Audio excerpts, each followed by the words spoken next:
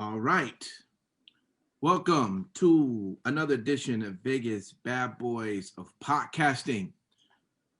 I'm DJ Impact. I got the Bad Boys here with me. It's good to see you fellas here. And we welcome everyone for listening on podcast or watching our live video. We got three good stories, and you never know. Sometimes a run-in happens right after that third count. So we'll see what happens there. But we got three good stories here, and we're going to get right into it. Now, this was reported from Ringside News, HeelByNature.com, and even comicbook.com. Apparently, 2 weeks ago on SmackDown, I don't know who, you guys may know. Apparently, Vince McMahon saw someone slapping that leg when doing the kick. And apparently, he had a hissy fit, and that is a no-no. And a no-no to a point where signs is now went up in the gorilla portion of the exit, which is where the guys are right before they come out, reminding them that you cannot leg slap, and even doing so can be a fine associated with that. Jim Ross commented on it and said, hey, listening to 2 hours of leg slapping could be a problem. It's something that I don't want to hear, but something that is done occasionally, he doesn't have a problem with. You even had, of course, AEW had to go ahead and make a joke, did a little parody with the Young Bucks and Matt Hardy and Christopher Daniels doing an entire sort of skit parody on that. You guys probably saw that happen about a week ago. If you didn't actually see it, part of it was the scene opened with Daniels telling a joke, prompting Matt to slap his leg as he laughs. And Hardy then walks up and points to a poster sign saying, quote, "No leg slapping while laughing," end quote. He then orders Daniels, who's of course the head of talent relations, to fine Matt $500. Okay, guys, leg slapping. Is this really a big deal? Is this really a major deal? I mean, this is something apparently, now I've never trained. Matt Michaels, you probably can talk a little bit about this. You've trained in wrestling. I'm assuming this is a technique that is taught to enhance the effect that you're doing. But apparently this is something, and I'm going to be completely honest with you guys. I rarely ever see leg slapping. Now, I don't look for it. As a fan, I know it's there. I hear about it. But I don't genuinely sit and watch to see if that's what they're doing. And it's not always very obvious to me either. I'm just being honest. I don't think many people sit there and look for it, but what I will do is I'll give you my obstetrician's phone number, because you're blind as a bat if you don't see this going on. It's one of the worst things in the business right now. So let's talk about it, guys. Apparently Vince McMahon's upset about it. You guys seem to agree. Do you think Vince McMahon got a good point for doing what he did? Let's go. Yeah, it looks sloppy. I'm going to be honest with you. There are some promotions where I have seen it, particularly if someone's in the corner buckle almost, and they're doing almost like a haluva kick sometimes, and I've seen some people do the same thing with a super kick, and it's very noticeable, and it does look sloppy. And I'm not a wrestling snob that is always very particular on it, but yes, it does look sloppy. So good call on Vince McMahon. Okay. Want to jump in there, Sin City? You love it, Steve, don't you? No, I was wondering if you were going to ask me a different question, or personally, I think that I think it's something that's overused. So it's not been anything that they've brought up or had to discuss previously, because, quite frankly, in WWE, you had Shawn Michaels throwing super kicks, and that was it. Now, everyone throws a super kick. Everyone. And it's not even a protected move anymore. So it's one of those things that if you hear a smack from a kick hitting somebody in the face, Mr. Impact, sir, they're either slapping their leg or they're clapping with their hands. That's just how it is, man. So I'm really interested to hear the reaction from, people online that haven't quite, that are in a very similar situation as you, Impact, once they start noticing that, wow, that guy just hit a super kick and there's no loud smack anymore. Mm-hmm. Huh. Why? Yeah. So, yeah. no, I ultimately, I think the problem, honestly, is not with the leg slap. I think the problem is with the move not being protected and being used by everybody on every fucking roster. Okay. Side note, you actually can purchase your Don Callis Do Not Slap Leg When Kicking t-shirt at prowrestlingtees.com. It's right there, $24.99. So props to Don for getting that put up there, and I'm sure that that's going to end up being a very popular t-shirt. Matt Michaels, is this something that is taught in training? And if that is the case, if it is taught, why is it something that's looked at bad in professional wrestling? It's not looked at something bad. It's looked at something right now. Okay, so Steve kind of hit on one of the aspects. When you have one guy doing it, the move is protected. Okay. Mm-hmm.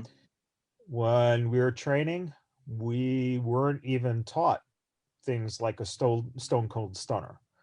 Okay. Because that was Steve Austin's move, and being part of a developmental of the company means you couldn't touch these big moves.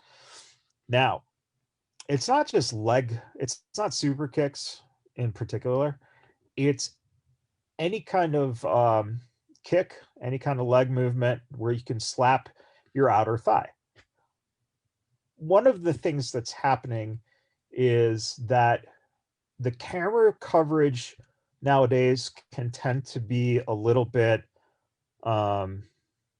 because it's a live product, out of place. So sometimes you're going to pick up that hand going and hitting the leg. Noticed on Fastlane tonight, what happened was they showed the replay when Drew did the brogue kick on Sheamus. And what was interesting is you could see him. Now, he had a close hand. You could see him doing the leg slap, but you could also see that Drew's foot had enough impact to go through with the kick, so that Sheamus's head really does get kicked back. Sure. One of the reasons that slaps are tended to be used in pro wrestling is for the protection of the wrestler that you're putting the move against, right? So what you don't want to do is you don't want, two things. One, it has to look impactful, so therefore it has to sound impactful. Right. Number two, you don't want the head going back and something, going wrong with the neck. But here's the other thing too. When you actually kick someone in the head like that, it does not sound like you're going like that. It doesn't really make much of a sound when your foot hits a head. True. So what it was is that in wrestling, because when you had the territories, you had to play to places that didn't have screens. That's why this became something, because a live audience, that sound, you hear it and you know what had just happened. Right. And that's what it is. The problem in wrestling isn't necessarily the use of the slap. It's the overuse of super kicks, not only throughout the card, but in the same fucking match. And I have no problem saying that Johnny Gargano and Ciampa at the takeover, the last one match I think they had together, I believe. It's like these guys kick themselves in the head so many times that you really should be brain damaged within that short period of time. Right. So the effectiveness of the move is not the same. And therefore, what people do then is to compensate, they do it multiple times now in a match, which actually takes down from the value of it. And I think that's really what it comes down to. Is I don't think it's the slapping as much as Vince doesn't want to continue to see this to the point where it's just getting embarrassing. As to who the wrestler was, I don't know if it was one wrestler or if it was Vince. Probably honestly saw 4 or 5 straight matches that had that going on to where you could see the hand coming back to slap. And that's what you don't want to do. You don't want a full reveal. Well, shout out to Chris, who's on our live chat. And if you're listening, you can jump on the live chat too. He says the super kick is in competition with the DDT as the most overused move in wrestling. Used to be only a finisher, but now it's nothing more than a, quote, transition spot, end quote. He also put in that Vince is only cracking down on the leg slapping today because he knew he couldn't crack down on HBK doing it in 95 through 97. You know, so. I'm sure that. Another move that is used too much as a non-finisher now is the frog splash. Yep. So Uso gave a fucking hell of a, I think it was Uso today, gave a hell of a frog splash when he came in. And it's like after a guy gets frog splashed, they're like back up within, 5 seconds. Like that's a problem, because when you look at how extreme then you have to make your moves, the more dangerous it becomes in trying to execute some of this stuff. Sure. And that's what leads to paralyzations and freak accidents is, that kind of stuff. Go ahead, man. I was just going to say, I feel like that should down the road be a countdown, the most overused moves in all of pro wrestling, and just make it out to the public to vote on it. Well, I'm pretty sure there's a list over if I search for that. I'm pretty sure it exists. But I'm sure one of these wonderful Sportskeeda writers, one of these wonderful news publications that are in the general pool for 3-count topics. Yeah. I'm sure one of them's reported on at least. Yeah. Well, hopefully the guys won't, the superstars won't use it often, because I don't want money being taken out of my paycheck for using something you shouldn't be, using often. So, all right, guys. Well, thanks for that. Let's go over to our second count, which comes over from Ringside News and also from CageSeats.com. And it's interesting. As we know, Eric Bischoff has now will be a part of the Hall of Fame class for this year, and that along, as I personally think it's awesome. I was kind of shocked in some way, and I don't know why. I guess maybe because weeks before you see him on AEW, so. I'm not, listen, don't get me twisted, but I'm just saying that when you see that and then the next week you see him getting. You didn't see him on AEW. You saw someone who was named Eric B from, Dakota or Minnesota or wherever Eric B was from. I don't know who this Bischoff guy was. Yeah. Well, for Ringside News, he is quoted saying, "Look, I have no desire or interest on a day-to-day basis or getting back in the wrestling business, not because I don't respect it. I can't express how grateful I am for what I've been able to experience as a result of the industry, but I've been there and I've done that, and it's my rear view now, and I respect it, and I like to put my toe in the water every once in a while, but if I had to go every single week, not so much, because it's not new enough for me." So you have that from Ringside, and then this is what was came out out of K-Seats, and this is what Paul Heyman had to say. Of course, watching Talking Smack. And it says that Heyman says, this is an honor that is long overdue and it's well earned. It's most deserved. The criterion to be in WWE Hall of Fame is impact upon the industry. And it would be very hard for anyone to argue that Eric Bischoff did not make as significant an impact on this industry as almost anyone else in its history. Now, I respect WWE for having the intelligence and for understanding just how much Eric Bischoff belongs in the Hall of Fame. And I profoundly congratulate my old rival, Eric Bischoff, for his induction into the WWE Hall of Fame class of 2021. And then, of course, he had to throw in there, I would like to add, however, that if you look back in the history, and I don't do that often, that in the 1990s in this industry were ruled by Eric Bischoff, Paul Heyman, and Vincent Kenny McMahon. And only one of us is still relevant enough to be on television each and every week on top in the main event at WrestleMania with the biggest star in the industry, the champ, Roman Reigns. So we know the last part, he has to take a little bit of a jab because, yes, he is with the top guy right now. But the bottom line is he did give him his props because, he's been in the industry a long time with him. Let me just ask either one of you, you can jump in here first so I don't have to just pick a name.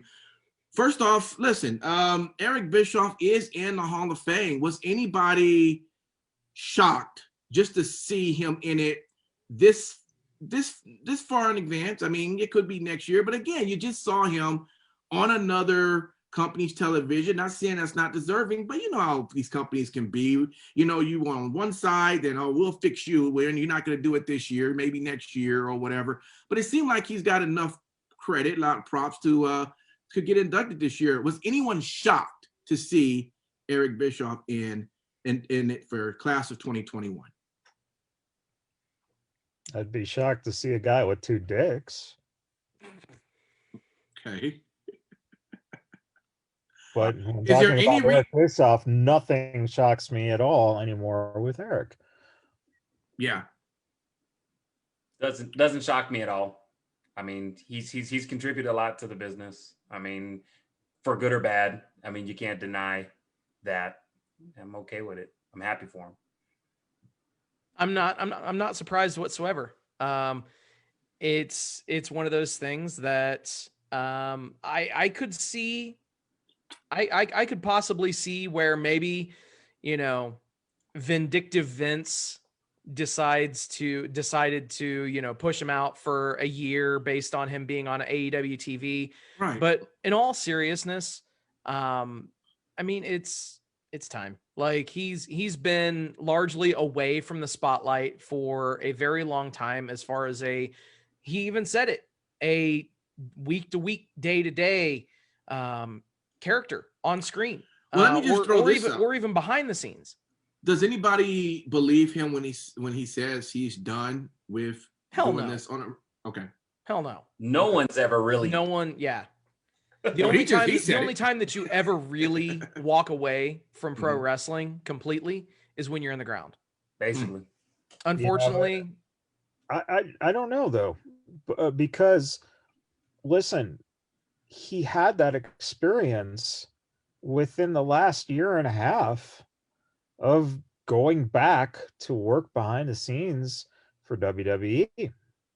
And it wasn't for him in the end. WWE wasn't for him. Not that I want him with AEW. Yeah, but let's face it. If AEW hasn't put him in a position by now, there's no serious thought as of right now. As of right now. I'm saying that, know what? Dude, I mean, who knows? They get another TV slot, then who knows? I mean, you love talking about all the people that are WWE people that go to AEW, so it wouldn't surprise me. But he's also a guy who has other fucking areas of investments and interests, and has been for years, and was gone from professional wrestling for a hell of a long time because he had his production company. I mean, without a guy like Eric Bischoff, we would have never had what was it, dating Scott Baio for 45 and Single or whatever the fuck the show he produced with Scott Baio was, the reality show. So What show? VH1, man, heyday. What show? Good show, man. I will say this. I think it's safe to say that we won't see Eric Bischoff in the capacity that we're used to if he does choose to come back to wrestling at some point. I think that, at least for me, when I say that he'll always be a part of wrestling, I think of like conventions and whatnot. I can see him in that capacity. It ain't a full-time gig, but I mean, come on, the name Eric Bischoff means something, and it will for a very, very long time. And if he's able to do it at his leisure to where, you know, if he wants to, great. But as far as being in major roles, yeah, I believe when he sits in his rear view. You got to remember one thing too. It's one thing for you to walk in front of a camera and to be, you know, giving a question at a fucking mock debate. That's fine. You know, him showing up on a Legends night in WWE or something like that. That's fine. At his age, why put your body through that type of process? The other thing is, he's got a podcast with Conrad that's really successful. Mm-hmm. So he gets to make his opinions known. And that's that. I think the bigger story that you missed, DJ, is the fact that Batista is now missing from this year's Hall of Fame class. I guess I am missing that. Which is pretty interesting because before he said he was going to retire, there was a certain gentleman that called him out saying he wanted to face him. I don't know, maybe it's just another one of Simon Street's wish lists, but I hope maybe that would come true down the road. Maybe I'm a smart for that one. Fuck it. Or maybe you should tell everyone what you're talking about so they know. I'm talking about Karrion Kross. Long time ago when he was, Killer Kross. He called out Dave Batista at an event. And I feel like that could definitely be in the cards. And I would love to fucking see that. So we got a higher chance of Eric Bischoff coming back to wrestling. I changed my mind. After hearing this. Wish list. All right. I put it out there. All right. So it seemed like everyone is definitely for and excited to finally see Eric Bischoff get his award. Oh, yeah. Except that this year, instead of a fan running in to tackle Bret Hart's going to run in and tackle Eric Bischoff. Sir, I don't think Bret Hart's going to run anywhere. Oh. Yeah. All right. Well, there you go, man. Congrats to Eric Bischoff there. Let's move over to our third count, which is from eWrestling.com. And this one is titled "That Lance Storm Explains Why He Has Concerns About How Christian Cage is Being Introduced to AEW Fans." And apparently this just isn't Lance Storm. Apparently this is Eric Bischoff is actually part of that crew. Booker T has also been critical as well. So this is how he just starts off. I just read a little bit of it because he goes on and on. But he says, "To start, I love Christian. I think he's one of the most talented workers you're ever going to find. But I don't like the workhorse gimmick because to me, it's acknowledging that wrestling is fake. It's the legitimate tough guy. It's the, oh, he was held down. Well, how exactly, how were you held down? You lost your matches." Guys, if we watch AEW, we did get a chance to see the interview with Christian Cage, and we already kind of talked about some of the things he said that didn't make sense because, you know, he's not taking a spot, but apparently he's got the top spot. And but he did mention the whole workhorse that he is. But again, you have Lance Storm, you have Eric Bischoff, you got Booker T saying, yeah, I don't see how this workhorse gimmick is going to work, especially with everyone kind of knowing your past. Let me ask you guys straight up. Do you think that AEW is introducing Christian Cage right in this manner of him now being the workhorse tough guy. No. Okay. No, without question. I think that, to be honest, hopefully they can turn this around, but I fear that this entire run that Christian is going to have with AEW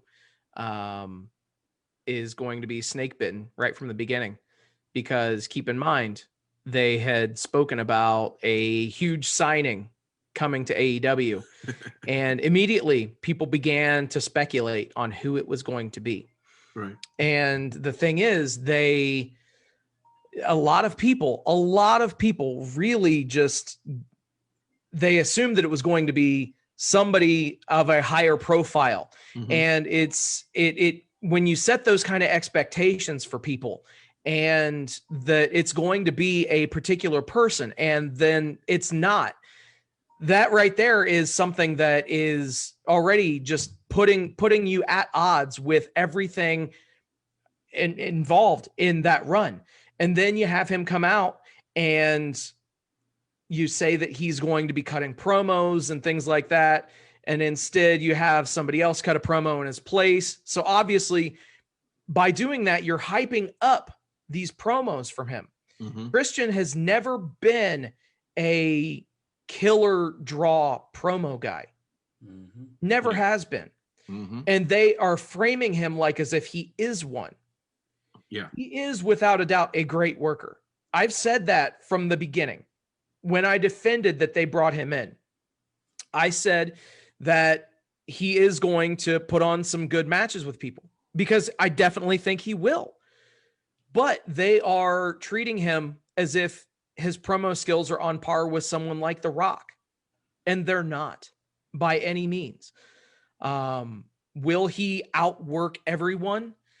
He's damn sure going to try with every fiber of his being. I believe that he will give it his all completely. Yeah. But I'm just afraid that this entire run in AEW will end up being snake bitten because he wasn't the who everyone wanted him to be. Sure. And as a result, you're going to be stuck yet again. We talked about it with the entire Revolution show. Mm-hmm. Under promise and over deliver. Yeah. But what AEW has done with that pay-per-view and with Christian's appearance so far is that they overpromised, and thus far they're under delivering.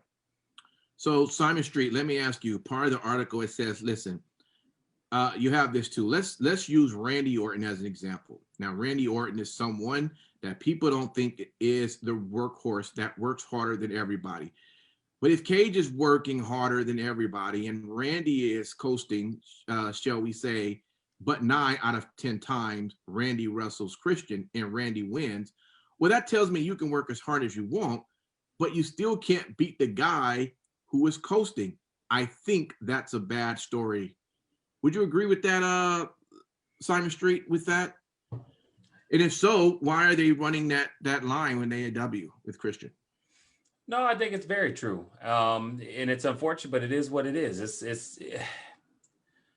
It would be a great thing if AEW could wipe away history that WWE built.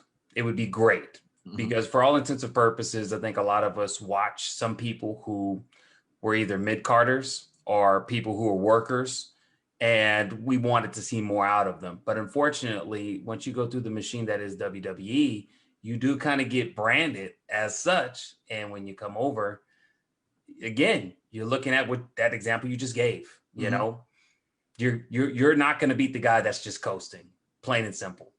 And I think that's the unfortunate curse of Christian Cage. Unfortunately, I mean, he's a great worker, but how are you going to overcome your past? Like, and then AEW's pushing that narrative out there. Like, this is this big thing. And I think since City even said it, I mean, and you don't even cut your promo. You know what I'm saying? It's just like, I don't know.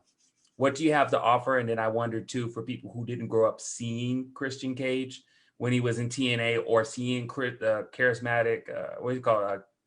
with Captain Charisma. Captain Charisma in WWE. There's no reference of that. And so I wonder, are they trying to spin it for that? But that's not their demographic that AEW is shooting for, if I'm not mistaken. So how does that work out? I don't know. All right. Well, Michaels, I'll let you tackle this, man. What do you see as the issue here with AEW starting with Christian, the whole idea of him being this workhorse, but quite a few people in the industry are not seeing that being sort of the right thing for him. Would you agree with them? So what I honestly think happened was they listened to the feedback of the fans. So when he came in and the fans were like, that's it, Christian? I think AEW kind of perked up a little bit. Then when he comes out and he's supposed to explain why he's there and basically does nothing but, come face to face with Omega. Right. It kind of felt like that was kind of like they weren't sure what they wanted to do. And now you give them a promo, and I would disagree. I think that Christian could cut a promo, but Christian's good at cutting promos that are a little more they're not the tough guy promos, right? So you then have him basically say that he's a workhorse to counter the fact that he's not a superstar, which is in some ways just basically admitting that, oh, well, I guess he's not the guy that you guys wanted. So, but he's a good wrestler. And that's it. It's as simple as that. Right. It was them covering their tracks, because if you look at, like, honestly, who are you excited to see Christian go against just as of right now, and not taking into consideration of what Christian can do, but of how he's been presented in the first 3 weeks of him showing up? And it's like, wow. Well, I think last week our topic was the quote unquote dream matches that we were supposed to, and we went through the list, and I was like, I don't see any of those as dream matches, but I mean, Well, so I think that's it. When like, all right, so Lance Storm, first of all, is also very I still think Lance doesn't understand that wrestling isn't real. I don't know if anyone has ever told Lance, hey, it's scripted. I think legitimately you build him up to believe that, no, hey, good job out there. You won that, buddy. You better stop, for you end up interviewing him next week and you take all that shit back. Hold on, Michaels, when you're saying all this shit, I'm looking at Storm's face on this article, and it's like he's saying, man, you serious, man? You serious? So I think that, one of the things that Lance brings up is the idea that when you're cutting a promo and you're trying to come off as someone who should be a threat, but at the same time you have a history of not winning, then what's the point, right? Right. But at the same time, I'll tell you, Tony Khan's checkbook says that it doesn't matter that Christian's not a winner. He's a fucking brand. And that's what they signed. They signed a notable fucking brand. It's the exact opposite argument when I look at what I've said about Sting. Sting is almost at AARP registration age right now. And Brian Cage just came out and said, man, you still can go. So you've got a weird flux here where really, I mean, shouldn't Brian come out and said, hey, Christian, we're both named Cage. You can still go. Let's get together and form a tag team. I don't know. Dude, hey, actually that makes a whole lot of sense, Michaels. I mean, I would love to see a Christian Cage and Brian Cage tag team. Maybe they could go against, I don't know, Hangman Page and Ethan Page. Put it in a cage. Fuck it. You're giving these guys a lot of idea. If I see this shit next week on the show, man, I'm just gonna lose it. And think about it though. I mean, honestly, Britt Baker is married to Adam Cole. So when Adam Cole's contract is up and so is Michael Cole, they can get together and then Michael Cole can manage Adam Cole in AEW to go against Christian Cage and Brian Cage. Michael Cole, baby. Wow. Oh, man. Oh, guys. Well, good stuff, man. Isn't there Grimes still alive? Because Cameron Grimes and Vic Grimes, I know, I think Vic's been gone for a while. Oh, boy. All right. That was our 3 count right there, fellas. And what do you know? We got a run-in topic.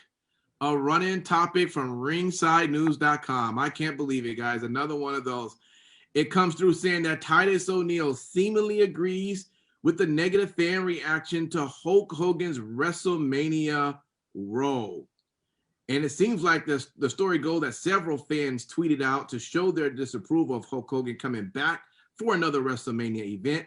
The subject of his past racial language has also become a topic of conversation. And one fan tweeted out saying, quote, precisely why this company stopped getting so much of a dime from me. Peace to @Titus O'Neil WWE, though that is a good brother, hashtag Divine9, end quote. And that was the many dissenting opinions regarding the Hulkster returns. And believe it or not, Titus O'Neil seemed to agree with that tweet after giving his profile a look. And it appeared that Titus also smashed the like button on that tweet, seemingly giving it a thumbs up. So, our run-in topic. Yes, we know Hogan and Titus are supposed to be hosting Mania, but the fans aren't feeling Hogan. Are the fans right? Should Hogan not be there? Let's go. I'll just go ahead and say it.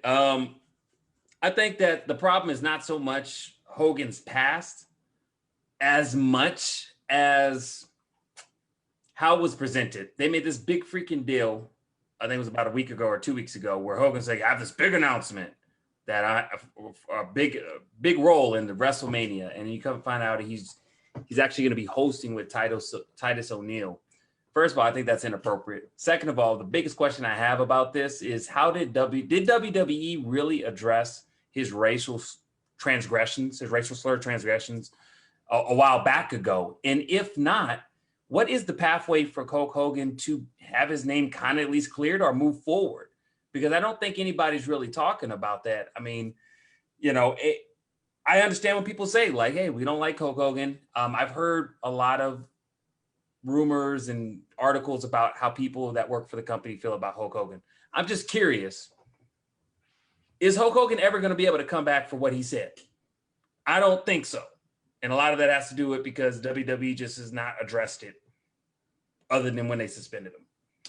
Or what do y'all think? Well, listen, I would say this. Anytime you get caught in doing something or saying something that you know is wrong, you come out and now, you're saying this is wrong, I apologize. You have to do more than just have this apology tour. You now have to put some action towards those words. So the question I would say is, what has Hogan done since that happened to show that he has learned from that? What organizations has he donated to? What what type of statement has he been consistently putting out on social media to his fans about what it is that he's learned? Has he said anything about Black Lives Matter, or he just been very quiet about it? What's his stance? I mean, when Black History Month comes, does he say anything about that? Is he just quiet all the time? What work are you doing? You just can't say that I'm sorry I said that and that's just the end, and then people are just supposed to go, okay, well, we believe him, bring him back. You've got to show that you're doing everything you can to say that I'm learning from this mistake and I'm trying to do what I can to get back into the good graces. And the only thing to do that is by putting in that work, putting in that action. And that's for anyone. And if he hasn't done that, then as far as I'm concerned, he should be in the same boat that he was from the beginning until he does figure that out. Now, that's just my stance on that. You know, it's unfortunate. I grew up being a Hogan fan, like many people who got into wrestling. But when you hear the tape, you know, of what was coming out of his mouth, then it was hard to hear, especially if that person is what you would call a hero of yours, or one of the main reasons why you got into liking the business in the first place. Let me ask you this. Do you have any problem with the fact that he was fucking another man's wife on tape? I know. Well, that's a problem too. No one ever talks about. No one ever talks about that. Yeah, that's a problem too. It's a double whammy. That here's one of the reasons he gets away with flying under the radar per se amongst the fans, is that he doesn't have a constant basis of you seeing him all the time. And I think that's one of the things that they've been able to kind of slyly incorporate Hogan, but without fully, hey, he's back on the roster, he's showing up on TV every week, et cetera, et cetera. And I think that Titus and, any of the African-American wrestlers have absolutely the right to say, hey, I don't like this.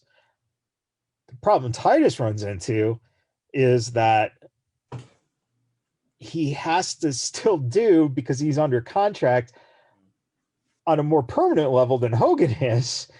So now he's put in a really bad position of having to work with him potentially. That's the other thing. Like, what are they exactly doing? It seems like the WWE didn't think about it. And really what they did is like, well, Hogan's from Tampa and Titus is from Tampa, so naturally let's put them together and they can host the week. And it's like, I'm assuming outside of maybe on WrestleMania itself, I'm assuming one of them might have Saturday and one might have Sunday. I don't know if that's probably what it is. Yeah.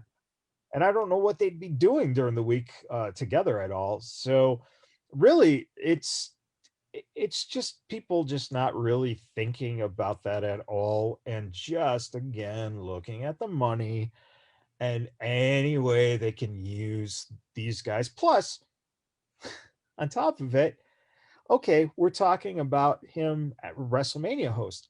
But yet, not a single word in this article, I don't think, really made reference to this. And what you just said didn't make it. He's going into the Hall of Fame for a second time. The Hall of Fame they took him out of when he initially said this stuff. I didn't even know that. Yeah, I didn't know that he's going back into the Hall of Fame. The NWO. Yeah, Steve. Hey, Steve. February 2020 called. I'm trying to forget about as much of 2020 as I can. Okay. Yeah. So on top of it, not only are you talking about him being a host, but they took him out of the Hall of Fame, or at least off the page, when he said this stuff, and he slowly got integrated back in when they felt time was enough. At that time too, you remember that I think it coincided with the first Saudi Arabia show. is when he came back. So it's about 3 years ago. And the black talent on the roster were basically like, fuck this, dude. Why are you bringing him back? And, and Hogan gave some kind of shitty, like not really caring type of apology. And all of a sudden that just kind of went away. And good for Titus on bringing it back to the foreground of saying, hey, like, why is it okay for this guy to come back in? Yeah, definitely. I think that, to be honest, we all know the circumstances around what Hogan said, and bottom line, you have to, as a multinational company that WWE is, you have to be less tone deaf than what this is. This is, at the very least, a ridiculous oversight.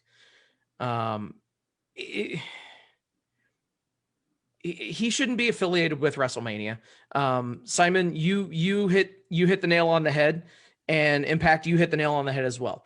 It's what kind of restitution or what kind of steps has he made to build those bridges back, or to serve a penance for what he did, or to make it right? To my knowledge, nothing. I mean, we see so many names in the business that have essentially disowned any memory of Hogan in the business, and quite frankly, rightfully so. But I don't know how a company like WWE that loves to put themselves out there as being charitable and that having these particular values, how they can endorse someone that hasn't made it right. And quite frankly, I don't know just what in the hell he could do to make it right at this point. So it's something that I saw the news and I literally rolled my eyes. I couldn't believe it. And to put him there with Titus O'Neil, I quite frankly hope that Titus doesn't have to work with him, and that, Hogan is going to be hosting, night one, for instance, and Titus is hosting night two, or vice versa, whatever. But realistically speaking, you don't do this. Like, his in-ring accomplishments, that's one thing. But him as a person, that is a completely different thing. And he should not be affiliated with WrestleMania. He should not be going back into the Hall of Fame a second time. He shouldn't be, none of this shit should be going on, because he hasn't made the right steps to right those wrongs, or to even attempt to right those wrongs. Okay, so you apologized in a tweet. Get the fuck out of here. You know what's really interesting about this? I've been seeing a lot of fan sites for the Cleveland Indians talking about the fact that just this past week, the owner announced that it probably won't be until after the 2022 season that the Indians will change their name. And you would think that the one side of the coin would be, well, why does it take so long, right? That's the same type of the coin we're looking at Hogan. Well, why hasn't he done anything to try to make things right? Now, those message boards that I've seen, there are a lot of people who have fairly, fine opinions along those lines. But the unbelievable amount of people who says we shouldn't change our fucking name because we are the fucking Indians. It's the same type of thing that you're met with wrestling fans who go, he didn't do anything wrong, man. This has nothing to do with him wrestling. He's Hulk Hogan. And I hate people who are trying to say that I can't like this guy just because of something he said. That's the problem we're dealing with in our culture today, is because you have two sides that won't agree on something. And for people like us to try to make that other side see why this is wrong, it's really hard, especially people who are going to be Hulk Hogan fans, because they tend to be people that are our age or older. So honestly, let's call out the true thing here, and that is, for 3 years almost, we've been able to joke about the fact that Vince can't tell any of the black guys apart. Because rooted in truth is the fact that Vince McMahon himself is an old Southern guy. Therefore, I don't think Vince was thinking, boy, I hope Hulk apologized, because I don't think he gives a shit. As long as he thinks it's going to bring him money in his pocket, I probably think that Vince has maybe said a thing or two worse behind closed doors. And I'll point to the fact that, the people who always turn out to be the ones who they don't, you can't say I'm a racist. Why, Vince?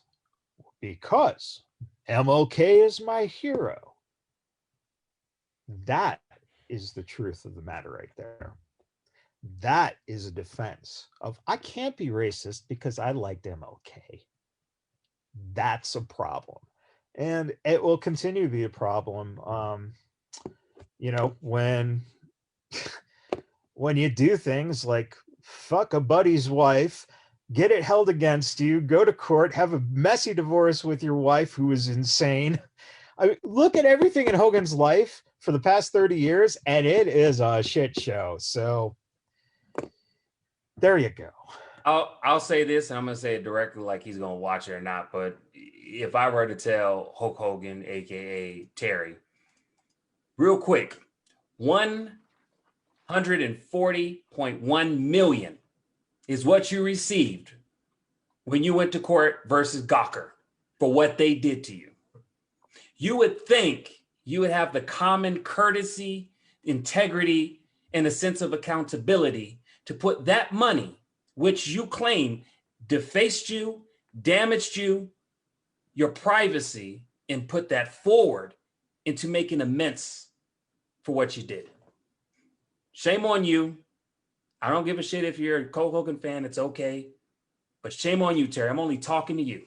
Make the shit right, or you're going to keep having these type of problems to where nobody's going to be wanting to work with you and only have to do it because they're as a part of their contractual obligation. Well, there you go. Great conversation, guys. Good points on that. I'm sure this will be brought up again because, he'll just keep popping up every few years until he disappears.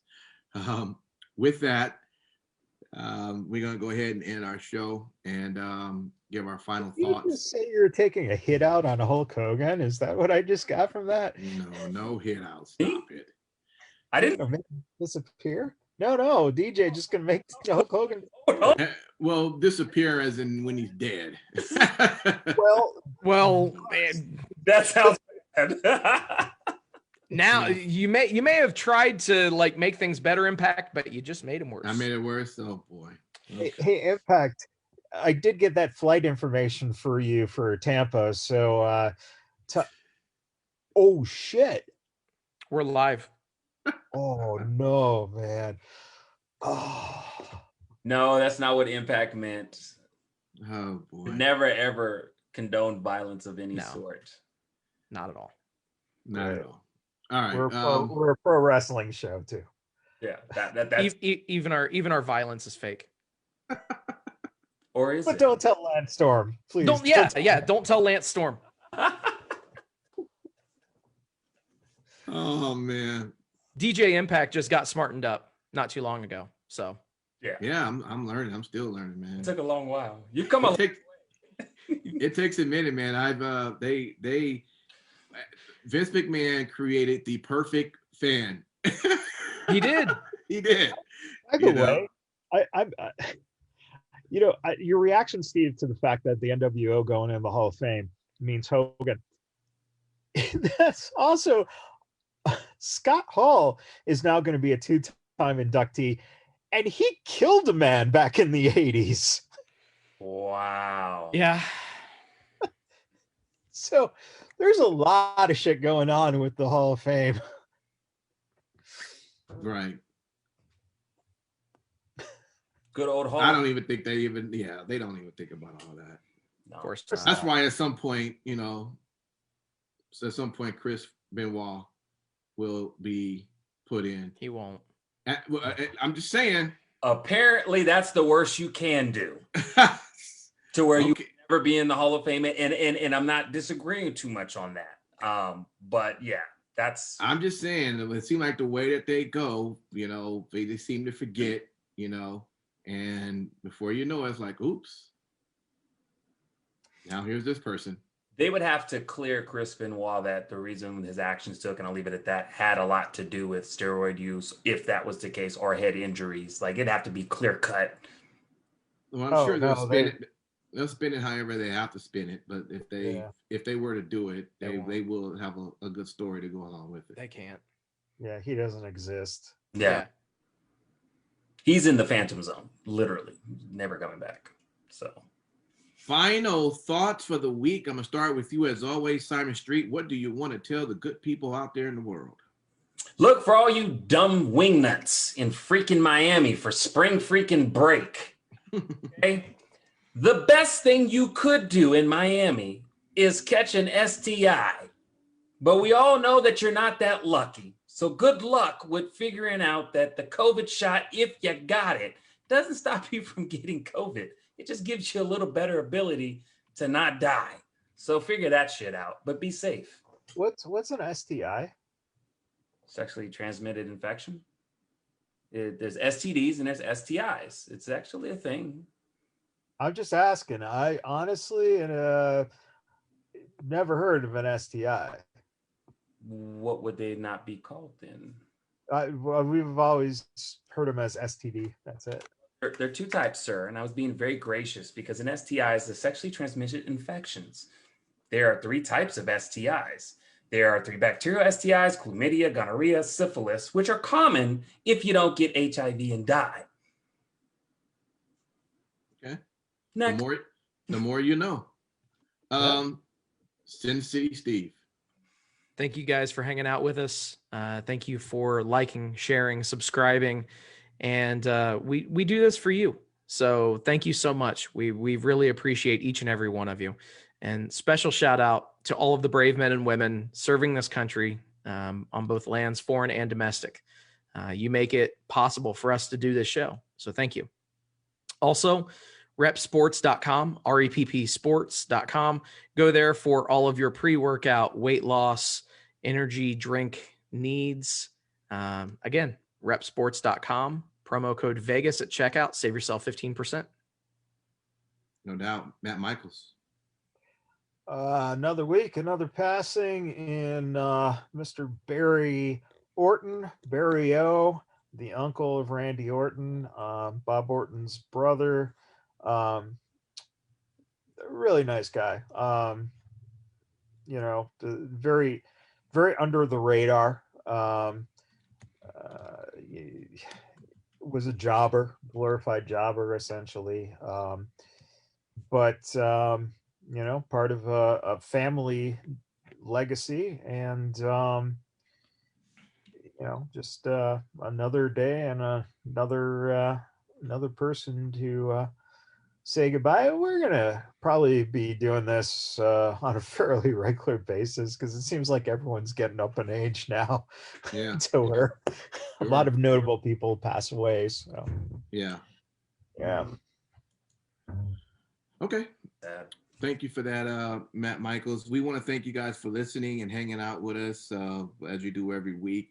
And we also ask if you feel generous, if you have access to the Cash App, if you want to throw us a couple of bucks in there. Our tagline is Vegas Bad Boys with a Z, Vegas Bad Boys. And what we do with that extra funds is we just help promote that into our advertisement so we can get more people to listen to us and be able to follow us. As you know, it's very difficult to sometimes get known out there in the social media world because everyone is doing practically the same thing or something else that's grabbing other people's attention. So we're trying to grab those people attention that's looking for another outlet for good entertainment, especially when it comes around wrestling. And whatever you want to give, we appreciate it, and we thank you for those that have done that, and we thank you for all of you that are hanging out with us this evening. Even if you're listening to us on the podcast, we thank you and appreciate that as well. And just continue. If you never listen, make sure on Wednesdays you listen to the DeFalco Files. It is really one of our great pieces you get to hear on Wednesday. If you're not familiar with Mr. Joe DeFalco, the owner of FSW, which is based out here in Las Vegas, a lot of the wrestlers that you've come to enjoy, a lot of them started here. And if you were to know all the names, you probably would be shocked. So it'd be good just to kind of hear a lot of those different stories. You can go back to any of the DeFalco Files from the past. I think we're up to a little bit over 40 episodes. You can go to any of them. They're great stories to listen to. And every week, Joe's just giving his perspective on the industry, what they're doing at the moment, and what new stars that he's positioning to move on to the big companies. Very good show. Give it a listen. Every Wednesday we drop it at midnight, and we hope you enjoy it.